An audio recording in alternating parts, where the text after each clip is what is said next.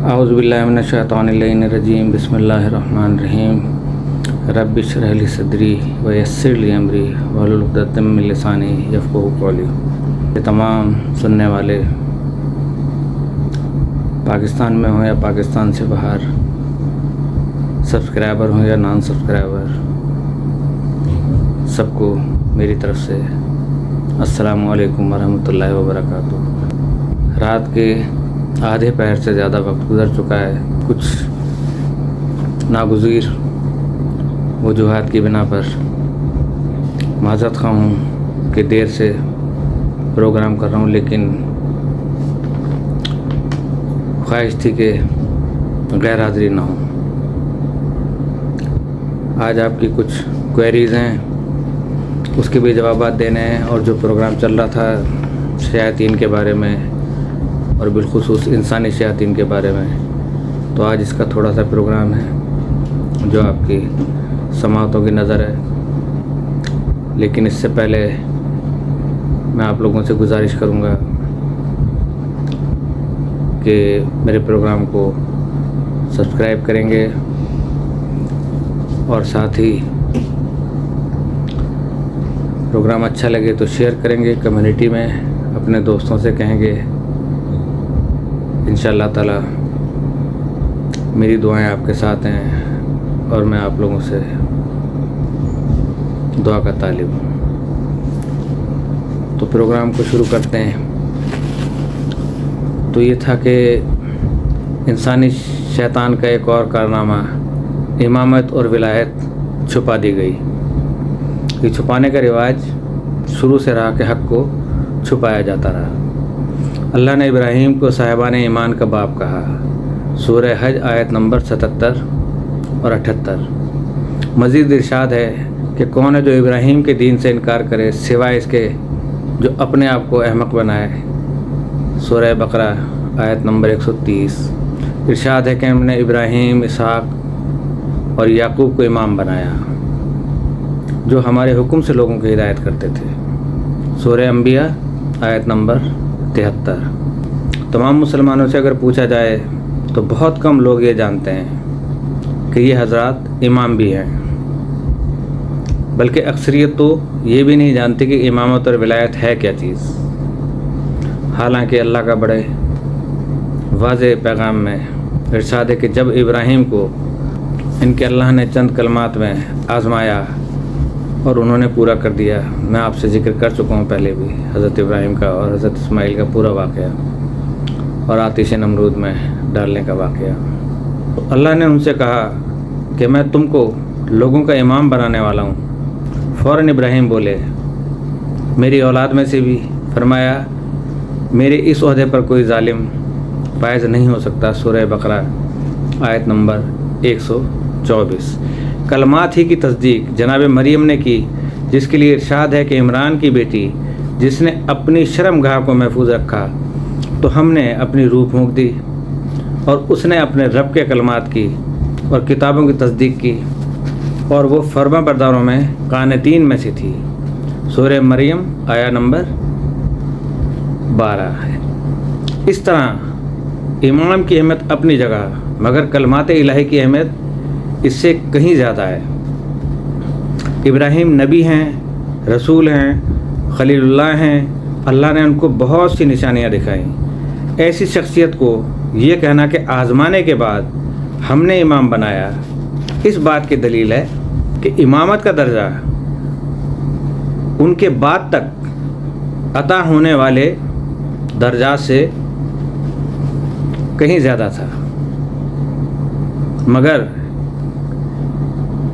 کہیں آج کل ایسے لوگ نظر نہیں آتے کہ جو حضرت ابراہیم کو امام کی حیثیت سے جانتے اور مانتے ہوں۔ تو پھر اس آیہ کریمہ پر عملی مظاہرہ کہاں ہے جس میں ارشاد ہے کہ کون ہے جو ابراہیم کو احمق بنائے، سورہ بقرہ آیت نمبر 120۔ پھر اللہ کے اس حکم کا کیا بنا کہ یہ رسول ان سے کہہ دو کہ بس اللہ ہی کی ہدایت تو ہدایت ہے، اور اگر تم اس کے بعد بھی کہ تمہارے پاس علم قرآن آ چکا ہے لوگوں کی خواہشوں پر چلے تو پھر تم کو اللہ کے غضب سے بچانے والا نہ کوئی ولی ہوگا نہ مددگار۔ جن لوگوں کو ہم نے کتاب دی وہ لوگ اس طرح پڑھتے رہتے ہیں جو اس کے پڑھنے کا حق ہے، یہی لوگ اس پر ایمان لاتے ہیں، اور جو لوگ اس سے انکار کرتے ہیں وہی لوگ گھاٹے میں ہیں۔ سورہ بقرہ آیت نمبر 119 سے 121 تک۔ تو ایسے لوگوں کے نام اس فہرست میں نہیں آتے جن پر اللہ نے لعنت کی ہے، اور جن کے متعلق شیطان نے کہا تھا کہ میرے پروردگار، میرے رب، میں تیرے بندوں میں سے کچھ لوگوں کو اپنی طرف ضرور کر لوں گا، پھر انہیں خوب گمراہ کروں گا اور بڑی بڑی امیدیں دلاؤں گا، اور یقیناً انہیں سکھا دوں گا۔ تو پھر بتوں کے لیے جانوروں کے کان ضرور چیر پھاڑ کریں گے، پھر وہ لوگ اللہ کی بنائی ہوئی صورت ضرور بدل ڈالیں گے۔ سورہ نساء آیت نمبر 118 119۔ اور وہ کون سے اولیاء ہیں جن کی نشاندہی اللہ نے آیت الکرسی میں فرمائی ہے کہ دین میں کوئی جبر نہیں ہے، لا اکراہ فی الدین، کوئی زبردستی نہیں ہے، کیونکہ ہدایت گمراہی سے الگ ہو چکی ہے۔ تو جس نے جھوٹے خداؤں سے انکار کیا اور اللہ ہی پر ایمان لایا تو اس نے وہ رسی پکڑ لی جو ٹوٹ نہیں سکتی تھی۔ وَاعْتَصِمُوا بِحَبْلِ اللَّهِ جَمِيعًا وَلَا تَفَرَّقُوا۔ اور اللہ سب کچھ سنتا اور جانتا ہے۔ اللہ ان لوگوں کا ولی ہے، سرپرست ہے جو ایمان لا چکے ہیں، کہ ان کو گمراہی کی تاریکوں سے نکال کر روشنی میں لاتا ہے، اور جن لوگوں نے انکار کیا ان کا ولی شیطان ہے کہ ان کو ایمان کی روشنی سے نکال کے تاریکیوں کی طرف لے جاتا ہے، یہی لوگ جہنم میں۔ آیت الکرسی کی ہے آیت ہے، یخرجہم من النور الی الظلمات، کہ نور سے نکال کر جہنم کی طرف یا جہنم کی تاریکیوں کی طرف لے جاتا ہے، اور یہی لوگ جہنمیاں، اور اس میں ہمیشہ رہیں گے۔ آیت الکرسی سورہ بقرہ آیت نمبر 156 157۔ اور وہ کون لوگ ہیں جنہوں نے جب آیت الکرسی ترتیب دی تو مدرجہ بالا حصے کو اس میں سے خارج کر دیا، اور وَهُوَ الْعَلِيُّ الْعَظِيمُ تک آیت الکرسی کو ختم کر دیا، ورنہ آگے تھا وَهُوَ الْعَلِيُّ الْعَظِيمُ لا اکراہ فی الدین قد تبین الرشد من الغی فمن یکفر بالطاغوت یؤمن باللہ فقد استمسک بالعروۃ الوثقی۔ اس آیت الکرسی سے انسان کا ذہن اس طرح نہیں جاتا کہ دنیا کے لوگ صرف دو حصوں میں تقسیم ہیں، نمبر 1 حزب الشیاطین، نمبر 2 حزب اللہ۔ مجادلہ آیہ نمبر 19 اور مجادلہ آیت نمبر 22۔ اور کیوں اس آیہ کی تبلیغ پر زیادہ زور نہیں دیا جاتا، جس میں ارشاد ہے کہ ہم نے ہر چیز کے جوڑے بنائے ہیں، ان میں وہ بھی چیزیں شامل ہیں جنہیں تم ابھی نہیں جانتے۔ سورہ یاسین آیہ نمبر 36۔ اس تقسیم کے بعد اللہ نے یہ بھی اعلان فرما دیا کہ ہم نے جتنے رسول بھیجے ان میں سے بعض کو بعض پر فضیلت دی، ان میں سے بعض تو ایسے ہیں کہ جن سے اللہ نے کلام کیا اور ان کے درجات بلند کیے۔ مریم کے بیٹے عیسیٰ کو روشن معجزے دے کر اور عطا کر کے روح القدس کے ذریعے ان کی مدد فرمائی۔ اگر اللہ چاہتا تو جو لوگ بعد میں ہوئے آپس میں نہ لڑتے، مگر ان لوگوں نے ایک دوسرے سے اختلاف کیا، بس بعض ایمان لائے اور کچھ کافر ہو گئے۔ اگر اللہ چاہتا تو یہ آپس میں اختلاف نہ کرتے۔ اللہ تو جو چاہے اور جو چاہتا ہے وہ کرتا ہے۔ سورہ بقرہ آیت نمبر 253۔ اس کے علاوہ یہ ارشاد کہ مسلمانوں تمہیں کیا ہو گیا ہے کہ تم منافقوں کے بارے میں دو فریق ہو گئے ہو؟ کیا تم یہ چاہتے ہو کہ جن منافقین کو اللہ نے گمراہی میں چھوڑ دیا تم راہ راست پر لے آؤ؟ ان لوگوں کی خواہش تو یہ ہے کہ جس طرح وہ کافر ہو گئے ہیں تم بھی کافر ہو جاؤ، تاکہ تم ان کے برابر ہو جاؤ۔ سورہ نساء آیت نمبر 88۔ یہ اللہ نے نقطہ اختلاف واضح کیا جس کے نتیجے میں رسول اسلام کے بعد مسلمانوں میں تلخیاں پیدا ہوئیں، اور انہی تلخیوں کے نتیجے میں یہ حال ہوا کہ آج تک اختلافات کی خلیج پر نہیں ہو سکی، اور یہ خلیج اس وقت تک نہیں پاٹی جا سکتی جب تک تفریق کا فیصلہ قرآن پاک سے نہ کرایا جائے، جس کا نام فرقان الحمید ہے، اور کوئی طبقہ مسلمانوں کا ایسا نہیں ہے جو اس کتاب کے فرقان الحمید ہونے سے انکار کر سکے۔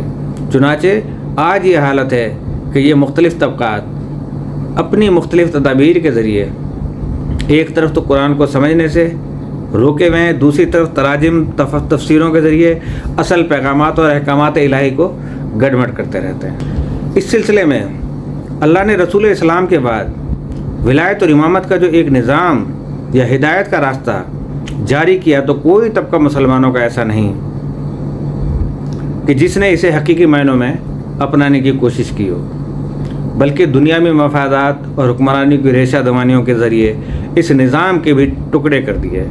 بعض کی تو یہ حالت ہے کہ اسے بالکل ہی چھوڑ دیا، اور جیسا کہ گزشتہ عرض کیا جا چکا ہے کہ انسانی شیاطین کے ذریعے اس کی شکل ہی بدل ڈالی۔ اللہ نے جتنے امام منتخب کیے ان کی اکثریت کو قتل کر دیا گیا۔ واقعات قرآنی رو سے اس طرح ہیں کہ اللہ نے امامت و ولایت کی بنیاد اس وقت ڈالی جب جناب ابراہیم کو، جیسا کہ پہلے بھی عرض کیا جا چکا کہ امام بنایا۔ نبی اور امام میں فرق یہ ہے کہ نبی نبا سے ہے، جس کے معنی خبر یعنی قانون کے ہیں۔ النبا کہتے ہیں نا خبروں کو۔ اللہ نے جیسے ہی دین کے قانون کی تکمیل حضرت صلی اللہ علیہ وسلم کے ذریعے حجۃ الوداع کے موقع پر کہ من کنت مولا فحاذر مولا والا موقع پر فرمائی تو ارشاد کہ آج ہم نے تمہارے لیے تمہارے دین کو کامل کر دیا، مکمل کر دیا، اکمل کر دیا، اور تمہارے اوپر تمام نعمتیں تمام کر دیں۔ اللہ دین اسلام سے راضی ہو گیا۔ سورہ مائدہ آیت نمبر 30۔ دین کی تکمیل کے ساتھ ہی اسلام کا آئین مکمل ہو گیا اور نبوت ختم کر کے حضرت کے آخری نبی ہونے کا اعلان کر دیا گیا۔ لیکن نبوت کے بعد دین کو شتر بے مہار کی طرح نہیں چھوڑا گیا، بلکہ علی کو امامت و ولایت کا منصب حوالے کر دیا گیا۔ اس منصب کا کوئی تعلق کسی بادشاہت یا خلافت و ملوکیت سے نہیں، بلکہ علی کے متعلق، آپ کے گھرانے کے متعلق اس قسم کا اعلان عرب کے بڑے بڑے سرداروں کو پسند نہیں آیا، کیونکہ یہ سارے سردار کفار تھے اور بعد میں مسلمان ہوئے۔ جس طرح مکے میں اس طرح دیگر بستیوں میں ہم نے وہاں کے مجرموں کو سردار بنایا ہے۔ سورہ انعام آیت نمبر 130۔ چونکہ عرب کے سرداروں کے بڑے بڑے بہادر نوجوان رسول اکرم کے خلاف جنگ کرتے ہوئے حضرت علی کے ہاتھوں قتل ہوئے تھے، لہٰذا ان کی مخالفت اور زیادہ شدید ہو گئی حضرت علی کے خلاف۔ یہ سب کچھ اللہ کی سرپرستی میں ہو رہا تھا اور دنیاوی لحاظ سے کوئی دولت اور ثروت کی عطا بھی اس سے منسلک نہ تھی، اس لیے لوگ بھی خاموشی رہے۔ خلافت کا دھارا البتہ دوسرے افراد جنہیں یہ لوگ پسند کرتے تھے موڑ دیا گیا۔ علی نے بھی کوئی ان کے خلاف تلوار نہیں اٹھائی، بلکہ حسب سابق رسول کریم کے بعد مسجد نبوی میں ورکوع مع الراکعین کرتے رہے۔ پھر اللہ نے اس کیفیت کا اظہار ان الفاظ میں کیا کہ کفار و مشرکین تو یہ جانتے ہیں اور یہ چاہتے ہیں کہ اپنے منہ سے پھونک مار کر اللہ کے نور کو بجھا دیں، مگر اللہ اس کے سوا مانتا ہی نہیں کہ اپنے نور کو پورا کر کے ہی رہے گا۔ اگرچہ کفار برا مانے، وہی تو اللہ ہے جس نے ہدایت اور دین کے ساتھ اپنے رسول کو بھیجا تاکہ اس کے تمام دینوں پر غالب کرے، اگرچہ مشرکین برا مانے۔ سورہ توبہ آیت نمبر 32 اور 33۔ اے ایمان والو، اس میں تو شک نہیں کہ بھتیرے عالم، بہت سارے عالم اور زاہد لوگوں کے مال ناحق چٹ کر جاتے ہیں اور اللہ کی راہ سے روکتے ہیں، اور جو سونا چاندی جمع کرتے ہیں اسے اللہ کی راہ میں خرچ کرنے نہیں دیتے۔ تو اے رسول، انہیں دردناک عذاب کی خبر دے دو۔ جس دن وہ سونا اور چاندی کی آگ میں گرم کیا جائے گا، پھر اس سے ان کی پیشانیاں اور ان کے پہلو اور ان کی پیٹھیں داغی جائیں گی، اور ان سے کہا جائے گا یہ وہ ہے جسے تم نے اپنے لیے دنیا میں جمع کر کے رکھا تھا، اب اپنے جمع کیے ہوئے کا مزہ چکھو۔ سورہ توبہ آیت نمبر 34-35۔ اے ایمان والو، تم آخرت کے مقابلے میں چند روزہ زندگی اور وہ بھی دنیاوی زندگی کو پسند کرتے ہو۔ اگر اب بھی تم دین کی مدد کے لیے نہ نکلو گے تو اللہ تم پر دردناک عذاب نازل فرمائے گا اور تمہارے بدلے کسی دوسری قوم کو لے آئے گا، اور تم اس کا کچھ بھی نہیں بگاڑ سکتے۔ اللہ ہر چیز پر قادر ہے۔ اگر تم رسول کی مدد نہ کرو گے تو کچھ پرواہ نہیں، اللہ خود مددگار ہے۔ اس نے تو اپنے رسول کی مدد اس وقت کی جب اس کو کفار مکہ نے گھر سے باہر کیا۔ اس وقت صرف 2 ہی آدمی تھے، دوسرے رسول تھے۔ جب وہ غار ثور میں پہنچے تو اپنے ساتھی کو سمجھا رہے تھے کہ غم نہ کرو، اللہ یقیناً ہمارے ساتھ ہے۔ تو اللہ نے ان پر تسکین نازل فرمائی اور فرشتوں کے ایسے لشکر سے ان کی مدد کی کہ جن کو تم لوگوں نے دیکھا تک نہیں، اور اللہ نے کافروں کی بات نیچی کر دکھائی، اور اللہ ہی کا بول بالا ہے، اور اللہ غالب و حکمت والا ہے۔ مسلمانوں، تم ہلکے پھلکے نہتے ہو یا بھاری بھرکم مسلح، جب تم کو حکم دیا جائے تو فوراً چل کھڑے ہو اور اپنی جانوں اور اپنے مالوں سے اللہ کی راہ میں جہاد کرو۔ اگر تم جانتے ہو تو سمجھ لو کہ یہی تمہارے حق میں بہتر ہے۔ سورہ توبہ آیت نمبر 41۔ ان آیات سے یہ بات ثابت ہو جاتی ہے کہ رسول اسلام کی مدد کا اللہ نے انبیاء کے ذریعے سورہ آل عمران کی آیت نمبر 81 اور 82 کے مطابق جو عہد لیا تھا وہ مکمل طور پر سوائے علی کے اور ان کے گھرانے کے چند افراد کے سوا کسی نے پورا نہ کیا۔ چیلنج ہے۔ اور اسی طرح اس آیت کے مطابق مدد نہ کرنے والے لوگ فاسق قرار پائے جو مکہ میں موجود تھے، رسول کی تمام تکالیف کا سبب بنے، اور یہی وہ لوگ تھے جنہوں نے رسول کریم صلی اللہ علیہ وسلم کے انتقال کے فوراً بعد مسلمانوں میں ایک نئے انداز سے بادشاہت کی بنیاد ڈالی، جو بعد میں امیر شام کے دور سے باقاعدہ ملوکیت اور بادشاہت میں تبدیل ہو گئی، اور اسی کا بیٹا یزید پھر تخت پہ بیٹھا تھا۔ اللہ نے سورہ توبہ کی آیت نمبر 32 اور 33 کے مطابق اپنے نور کو پورا کرنے کے لیے جو بنیادیں استوار کی تھیں، ان کے 2 حصوں میں مسلمان دکھائی دیتے ہیں، یعنی ابراہیم کی دونوں اولادوں میں سے حضرت اسحاق اور حضرت اسماعیل تھے۔ امامت و ولایت کی بنیادیں ڈالیں، جن میں سے ایک نبی اسرائیل کے ذریعے حضرت عیسیٰ پر اختتام پذیر ہوئی، اور دوسری حضرت اسماعیل کے ذریعے حضرت صلی اللہ علیہ وسلم کے بعد اولاد علی کے ذریعے تکمیل کو پہنچی۔ مگر ان دونوں سلسلوں میں کہیں کوئی سکون اور دولت اور آرام نہیں، مگر یہ تکمیل ہے اس دعا کی کہ جو ابراہیم نے سورہ بقرہ کی آیت نمبر 124 میں کی کے مطابق مانگی تھی کہ اپنی اولاد کے لیے میری اولاد میں امامت عطا فرما۔ اس امامت و ولایت و نبوت میں واضح فرق یہ ہے کہ نبوت ختم ہو گئی مگر ولایت قائم، مگر بنی اسرائیل سے صراط مستقیم کی شکل میں۔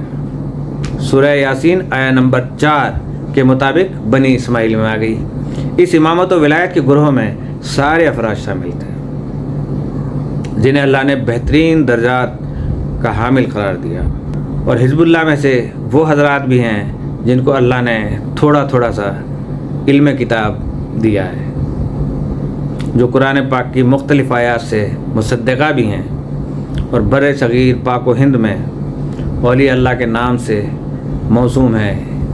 یہ وہ گروہ ہے جس کے خلاف سارے شیاطین جن و انس ایڑھی چوٹی کا زور لگا رہے ہیں۔ انہی میں کچھ کلمات اللہ بھی ہیں جن کے وسیلے سے اللہ نے آدم کی دعا اور توبہ قبول کی۔ یہ سارے حضرات اللہ کے منتخب کردہ ہیں، جن میں قرآن پاک کی سند کے ساتھ یہ تو کہا جا سکتا ہے کہ محمد مصطفیٰ صلی اللہ علیہ وسلم اعلیٰ ترین درجے پر فائز ہیں۔ آپ کے بعد حضرت علی و فاطمہ، حضرت عیسیٰ، امام حسن اور امام حسین۔ آپ کے بعد کیا صورتحال بنتی ہے؟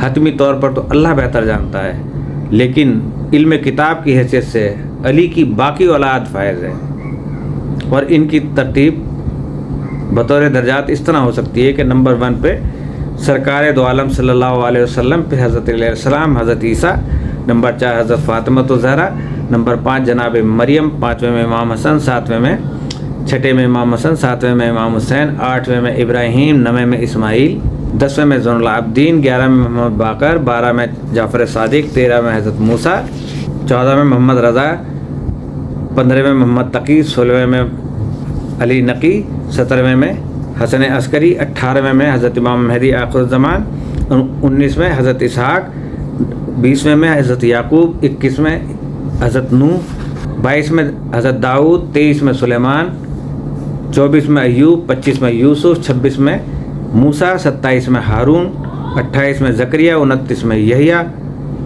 30 میں الیاس، 31 میں الیسی، 32 میں یونس اور 33 میں لوط۔ وہ حضرات جو اللہ کے حکم سے لوگوں کی ہدایت کے لیے بھیجے گئے تھے، وہ سب انبیاء و مرسلین اور اللہ کے بھیجے ہوئے ائمہ میں شامل ہیں۔ ان حضرات کو پیغمبر بھی کہتے ہیں، اور وہ فرشتے بھی شامل ہیں جن کو اللہ نے اپنے احکام ارسال کے لیے منتخب کیا۔ رسول کا لفظ اللہ کے احکام پہنچانے والوں کے لیے استعمال ہوتا ہے، جس کے لیے سورہ حج کی آیت نمبر 75 میں ارشاد ہے کہ اللہ فرشتوں اور انسانوں میں سے بعض کو اپنے احکام پہنچانے کے لیے منتخب کر لیتا ہے۔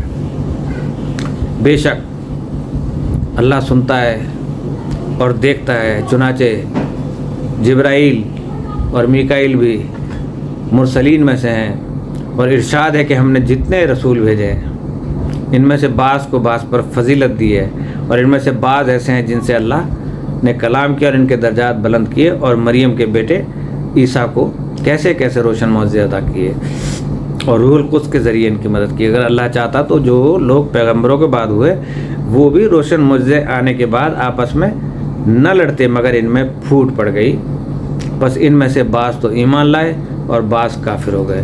اگر اللہ چاہتا تو یہ لوگ آپس میں نہ لڑتے، مگر اللہ تو وہی کرتا ہے جو وہ چاہتا ہے۔ کل کا جو میرا پروگرام تھا اس میں جو ہاؤلائے اہل بیتی کہ جب حدیث قصہ میں سے نازل ہوئی آیت تطہیر تو حضور نے فرمایا تھا ہاؤلائے اہل بیتی، یہ صحیح مسلم شریف میں ہے، بترقیم دار السلام، اپنا حدیث نمبر 6220 میں آیت واضح طور پہ بتلا رہی ہے جو میں نے کل آپ سے بیان کیا، فمن حاجک فیہ من بعد ما جاءک من العلم قل تعالوا ندعو ابنانا وابناکم ونساءنا ونساءکم وانفسنا وانفسکم ثم نبتہل فنجعل لعنۃ اللہ علی الکاذبین۔ اتنی واضح ہدایت کے بعد تاریخ تفسیر میں اتنی ڈنڈی ماری گئی اور وہ بغض علی دکھایا گیا کہ جو میں آپ کو ابھی پیش کروں گا، آپ دیکھیے گا کہ اس کے اندر لکھا کہ حضور اکرم صلی اللہ علیہ وسلم نے ابا میں صرف امام حسن امام حسین کو لپیٹا اور جناب فاطمہ کو لیا اور کچھ ماؤں کو لیا۔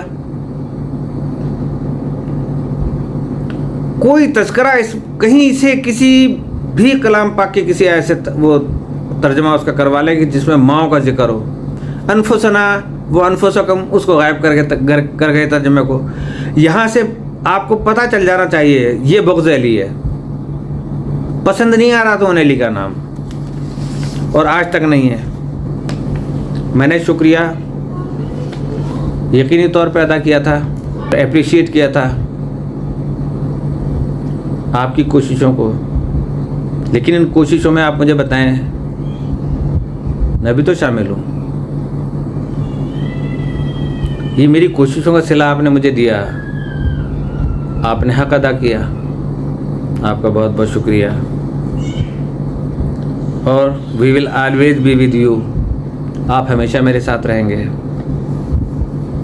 انشاءاللہ تعالی، بشرط قید حیات زندہ رہے تو ضرور۔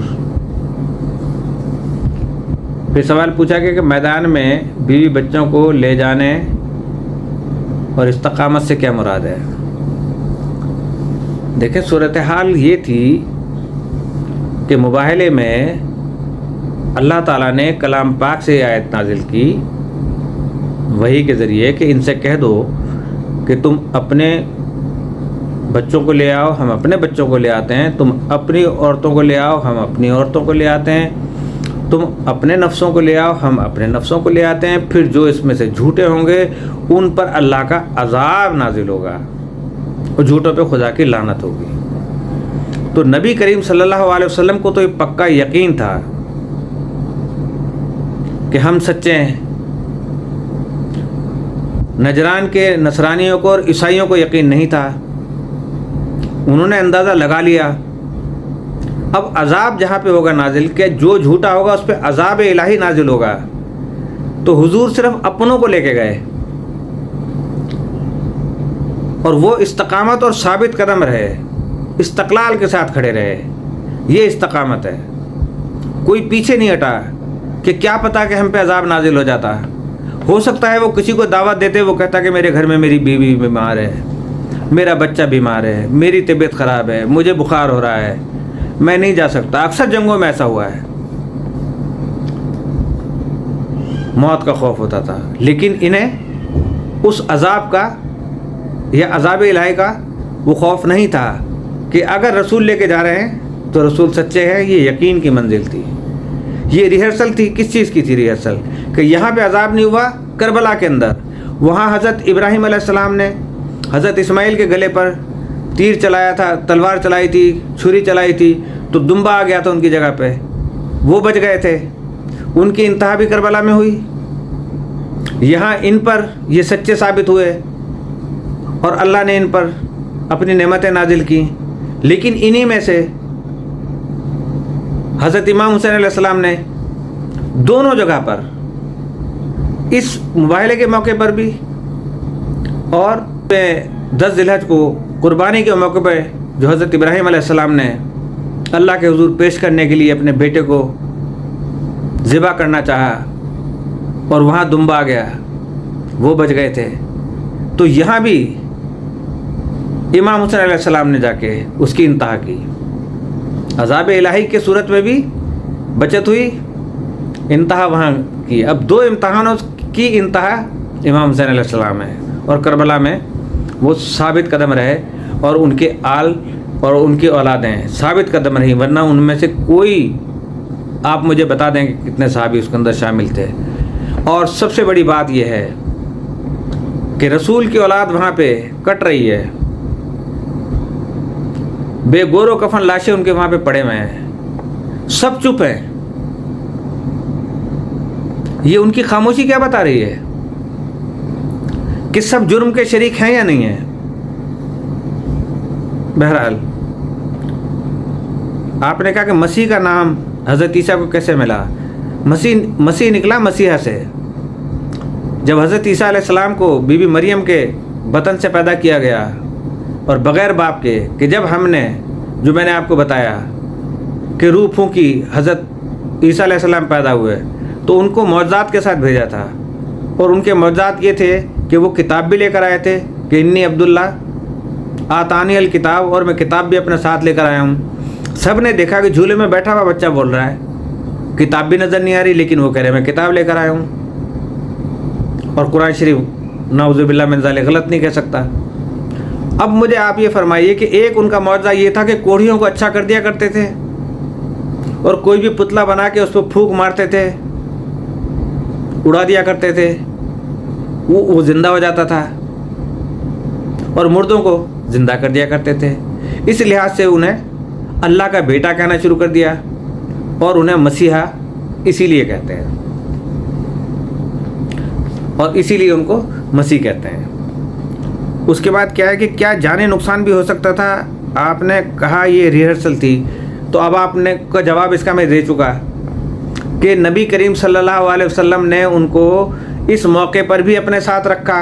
ادھر حضرت ابراہیم نے رکھا حضرت اسماعیل کو اپنے ساتھ, وہ بچ گئے. ادھر اپنے ساتھ انہوں نے ان کو رکھا, یہ بچ گئے اللہ کے حکم سے, اور اللہ نے ان پر اپنی نعمتیں نازل کیں. اور عیسائیوں نے سمجھا کہ اگر ان بچوں نے آمین کہہ دی تو روئے زمین میں سے 1 سال کے اندر اندر تمام عیسائی اور نجرانیوں کا صفایا ہو جائے گا, صفائے ہستی سے مٹ جائیں گے. تو وہ فتح نہ پا سکے اور انہوں نے لامحالہ صلح کی نا مجبوراً. اس کے بدلے میں انہوں نے فدیہ دیا اس کا 2000 ہلے سالانہ, اور مزید تیر وغیرہ بھی اور زرہ وغیرہ بھی جو تھی وہ مسلمانوں کو دی جاتی تھی کافروں کی طرف سے کہ جو اسلام نہیں لاتے تھے. پھر آپ نے لکھا مباہلہ ہو جاتا تو سب ہلاک ہو جاتے, اس لیے مباہلہ نہیں مصالحت ہونی تھی. سیدھی سی بات ہے کہ عذاب الہی نازل ہونا تھا پھر, کہ وہ رسول سے ٹکر لے رہے تھے, لیکن انہوں نے دیکھا کہ ہمیں یہ سچا رسول نظر آ رہا ہے. اگر ہم نے ان کے ساتھ آج بحث کی اور ٹکر لے لی تو پھر ہم میں سے کوئی نہیں بچے گا. لہذا وہ کمزور پڑ گئے, اور کمزور پڑنے کی صورت میں انہوں نے کہا کہ ہم آپ کو فدیہ دینے کے لیے تیار ہیں, جو آپ کہیں گے ہر سال ہم آپ کو دیں گے. ہم ہار گئے آپ سے. ظاہر ہلاکت ہے. تو کیا صلح کا معاہدہ ہو گیا؟ وہ تو میں نے بتا دیا آپ کو. حضور کو صلح تھوڑی چاہ رہے تھے, دعویٰ انہوں نے کیا تھا کہ اگر تم سچے ہو تو آ جاؤ, تم سچے رسول نہیں ہو. تو پھر اللہ نے ایک آیت نازل کی تھی کہ اے رسول ان سے کہہ دو کہ ٹھیک ہے اگر ہم سچے نہیں ہیں, تم سچے ہو تو تم اپنی عورتوں کو لاؤ. اپنی عورتوں کو لاتے ہیں, تم اپنے بیٹوں کو, جو میں نے بتایا سب کچھ آپ کو, ان کو لے کر آؤ. تو وہ چیز آ گئی اس کے اندر. تو وہ ڈر کے مارے انہوں نے وہ پیچھے ہٹ گئے. اب اسے آپ صلح کا نام دے دیں. صلح وہاں ہوتی ہے کہ جہاں دونوں برابر کے ہوں. اچھا, اگر حضرت عیسائی حضرت عیسیٰ علیہ السلام کو اللہ کا بیٹا کہنا چھوڑ دیں تو وہ بھی دائرہ اسلام میں شامل ہیں. کیسے شامل ہو جائیں گے دائرہ اسلام میں؟ حضرت عیسیٰ علیہ السلام چوتھے آسمان پہ ہیں. وہ اگر بیٹا نہ بھی مانے ان کو تو سولی پہ لٹکایا ہوا سمجھتے ہیں. اور دوسرا یہ ہے کہ جب تک دل سے وہ دین اسلام کو قبول نہ کریں کہ لا الہ الا اللہ محمد رسول اللہ اور اللہ کی شہادت نہ دیں کلمے کی, اور مسلمان نہیں ہوتے تو ہم کیسے مسلمان تصور کر سکتے ہیں؟ بہت ساری اقوام ایسی ہیں کہ جو حضرت عیسیٰ کو نہیں مانتی, تو کیا ان سب کو ہم اسلام میں شامل کر لیں؟ ہندوؤں کے تو حضرت عیسیٰ نہیں ہے نا, اور نہ وہ بیٹا مانتے ہیں, بلکہ وہ تو نبی بھی نہیں مانتے. تو اس کا مقصد ہے کہ وہ مسلمان ہم مان لیں ہندوؤں کو. تو ایسا نہیں ہے, تھوڑا سا عقل شریف پہ زور دے دیا کریں, اور عقل اگر تھوڑی سی ادھر ادھر گھومنے چلی جایا کرے تو پوچھ لیا کریں. تمام کوئریز کا جواب مکمل ہو گیا. اسی کے ساتھ میں آپ سے اجازت چاہوں گا اس دعا کے ساتھ کہ اللہ پاک ہم سب کی جان و مال و عزت و آبرو اور ایمان کی حفاظت فرمائے, اور جہاں جہاں تیری مدد کے طالب ہیں تیری مخلوق کے لوگ اور کوئی بھی تیری مخلوق ہو, ان کی حفاظت فرما, غیبی امداد فرما. جو بیمار ہیں ان کو بیماری سے شفا عطا فرما.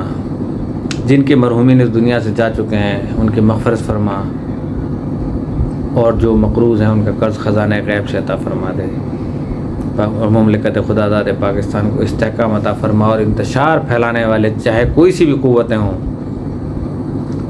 کہ جن کو اللہ نے کم از کم وہ درجے نہیں دیے ہیں کہ جو جن کرسیوں پہ وہ بیٹھے ہوئے ہیں, وہ دنیا کے دیے ہوئے درجے ہیں اور اپنے آپ کو خدا سمجھ کے بیٹھے ہوئے ہیں, اور جو چاہے وہ فیصلے کرتے ہیں, لیکن انہیں ایک دن مرنا ہے. السلام علیکم ورحمۃ اللہ وبرکاتہ.